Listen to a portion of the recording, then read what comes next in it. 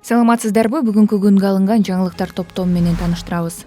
Кактус медиа басылмасы өздүк булактарына таянып, саясатчы жана Жогорку Кеңештин мурдагы төрагасы Ахматбек Келдибеков 17 сентябрда Бишкектеги Ала Тоо ресторанында экинчи баласын үйлөнтүп той бергенин жазды. Журналисттердин маалыматына ылайык, тойго ар башка саясатчылар келген. Мисалы, экс-президент Сооронбай Жээнбеков менен УКМКнын башчысы Камчыбек Ташиев, ошондой эле Райым Матраимов. Бери эле кетсек, Райым Матраимов Ахматбек Келдибековдун биринчи уулунун өкүл атасы.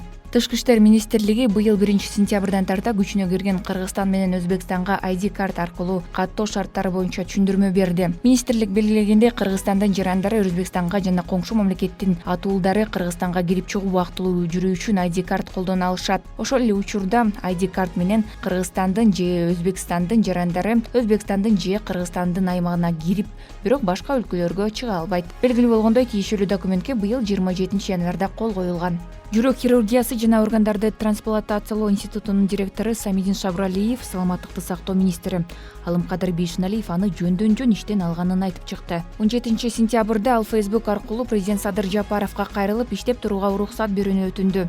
Шабралиев иштен кетүү жөнүндөгү арызды Бейшеналиев министр болуп дайындалган күндүн эртеси күчтөп жаздырышкандыгын белгиледи. Бул атам берген жумуш эмес, дайындалып келгем. 4 айда бир той иш кылдым.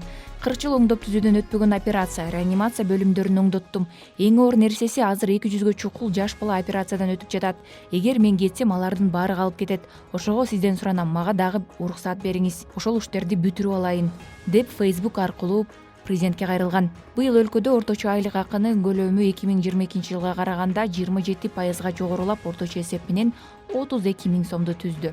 Айлык акы мамлекеттик башкаруу жана коргоо милдеттүү социалдык камсыздандыруу чөйрөсүндө 72%, административдик ишмердүүлүк жаатында 43%, ал эми искусство, көңүл ачуу жана эс алуу тармагында 35%га көбөйгөн. Бул тууралуу экономика министрлиги кабарлады. Кыргыз балбаны Тайырбек Жумашбек уулу Сербияда өтүп жаткан күрөш боюнча дүйнө чемпионатында коло медаль утту.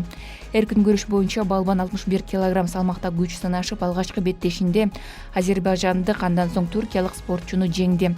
Ал эми жарым финалда АКШлык атаандашына жеңилип, коло медаль үчүн беттеште жапон балбаны артка калтырды. Туркияда өрт өчүрүүгө тартылган тик учак кулап, дайынсыз болуп жаткан кыргызстандык учкучтардын биринин сөөгү табылды. Бул тууралуу 18 сентябрда Кыргызстандын Стамбулдагы башкы консулдугу билдирди. Измир шаарына жакын Мендерес аймагында Токойдо чыккан өрттү өчүрүү учурунда дамбага кулап түшкөн тик учакта 4 киши болгон. Алардын 3-өө кыргыз жараны. Учкучтардын бири кыргызстандык Эркин Исабеков жээкке сүзүп чыккан. Азыр калган 2 учкуч изделүүдө. Бүгүнкү күнгө алынган жаңылыктар топтому мына ушулар болду. Каналды колдоо үчүн жактыруу белгисин басып бөлүшүп кетиңиздер. Урматтуу Москва шаарындагы мекендештер, эгерде сиз чек арага кирди чыктыга муктаж болсоңуз же документиңиздин мөөнөтү бүтүп жатса, анда биздин кызматтан пайдалансаңыздар болот. Ар күнү өтө ыңгайлуу, заман талабына жооп берген заманбап автоунаалар Москвадан Казакстандын чек арасына каттоодо. Ортомчусуз кара тизмеден текшерип, бир гана ыңгайлуу автоунаа менен сиздин документ маселесине жардам беришет. Байланыш номерлерибиз 8 926 213 00 +7 965 402 93 Мухиддин.